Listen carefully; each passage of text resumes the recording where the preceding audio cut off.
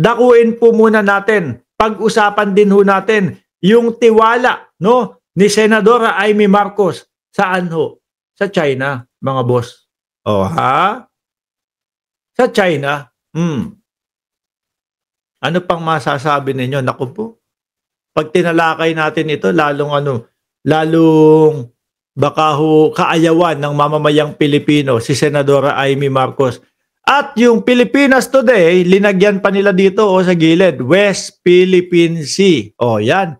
Marcoleta, hi! Kamusta ka na? Hindi ka namin nararamdaman Hindi ka namin naririnig sa mga interview ngayon Why? Ayan simula nung nilagay ng Google, Marcoleta, yung pangalang West Philippine Sea, hindi ka namin maramdaman. Did you left the Philippines na ba? Left the earth na. Ay, nako, alam ko yung kandidatura ni Marcoleta talagang sablay at tagilid, mga kababayan. Sabi dito ni Amy Marcos, patungkol mga bossing, sa China.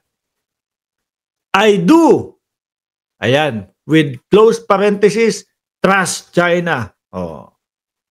I do, and that is because they never invaded Philippine shores. Totoo ho ba yun, mga kababayan? Yun yung pinag-aagawan pa lang tinayuan na po ng napakaraming mga building nila at kung ano-ano na po ang nilagay. Di ba? Hindi na po nirerespeto ang Pilipinas. Yung UNCLOS nga po, mga kababayan nirespeto ba ng China? Yung pagkakapanalo natin sa UNCLOS? Wala ho. Tapos sasabihin ni Senadora Amy Marcos, naniniwala ako at may tiwala ako sa China kasi hindi nila tayo ini-invade na Pilipinas. Totoo ba? Yung mga barko natin binabangga ng China, sasabihin tayo daw ay lumalagpas sa ating katubigan. Samantalang ang Pilipino po masunurin, lalo na po yung mga mangingisda nating mga kababayan. At yung yung PCG natin masunurin po kung hanggang saan lang tayo, doon lang po. Pero ano ginagawa ng China? Wina-water cannon, dala-dalawang malalaking barko nila, binobomba ng tubig yung napakaliit na sasakyan ng PCG. Madam, hindi pa ba sapat yun para masabi na hindi dapat natin pagkatiwalaan sila? Yung mga palabas ho nila, mga bossing, yung mga palabas nila at pinapakalat nila sa international na kesyo daw po tayo ang nag-uumpisa, tayo ang bumubuyo para gawin nila yung mga hakbang na yun. Kasinungalingan ho yun, mga kababayan. Ang Pilipinas ho, ang PCG, nandoon lang po sila sa limit, no? Doon lang po sila sa limit na pwedeng gawin nila at hindi lumalagpas sa teritoryo natin. Anong gagawin? Hahabulin. Babanatan ng water cannon, dalawa. Babanggain, hindi pa makontento. Yung BRP Sierra Madre natin, Manang Amy,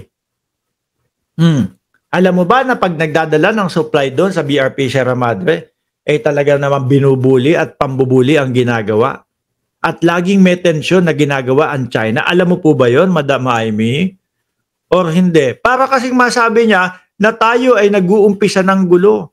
Pero inyo mga kababayan, yung BRP Sierra Madre, nakasadsad yun, no, sa mismong teritoryo natin. Yung BRP Sierra Madre, barko po natin yun, mga kababayan.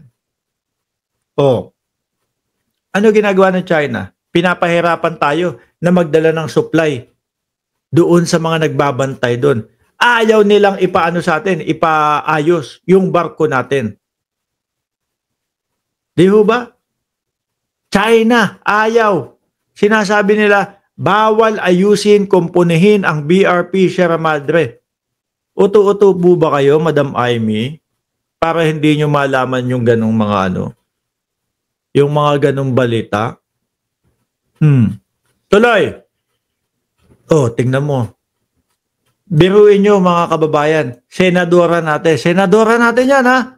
Pag nabasa po, no? O pag narinig ng mga karatig bayan natin 'yan o nung mga ibang bansa yang sinasabi ni Amy Marcos na tayo ang nag-umpisa ng gulo, tayo nag-umpisa ng gulo.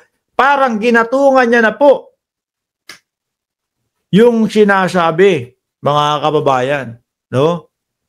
Yung sinasabi ng China na tayo ang nanggugulo at sila nakabase lang sa atin.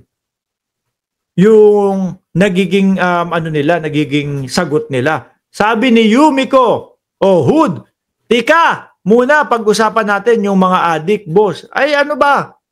Anong pag-uusapan natin dyan sa mga adik? Ito ang problema natin. Ito yung talakayan natin.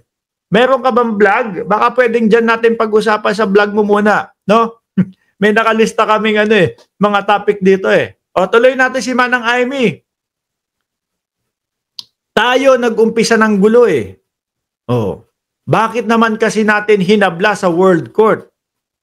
Nanalo naman, di ba? We started it. We pick a fight. And then ngayon, yun pala hindi natin kaya. Ay hindi kaya, Manang Amy.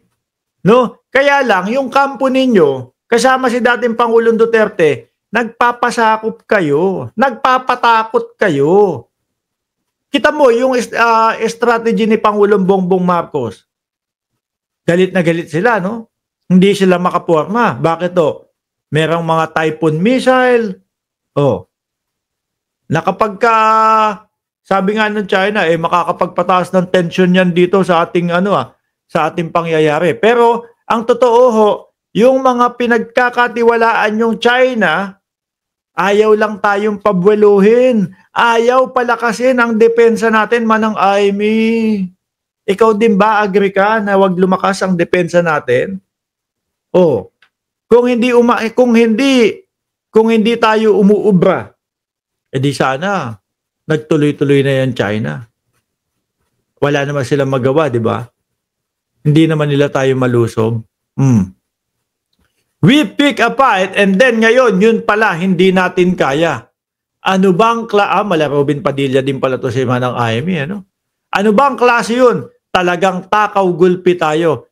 Sabi ni Manang Amy. Maka-China pala si Manang Amy, no? Maka-China pala to. Tayo ang nag-umpisa ng gulo. Hindi niya naiintindihan lahat, mga kababayan. Siguro hindi niya naiintindihan lahat, no, ang mga nangyayari. Alisin ko na ito, ha? Kailangan kapag kaganyan nagsasalita si Manang Amy, alam niya lahat yung sitwasyon. Dito muna tayo kay Roque.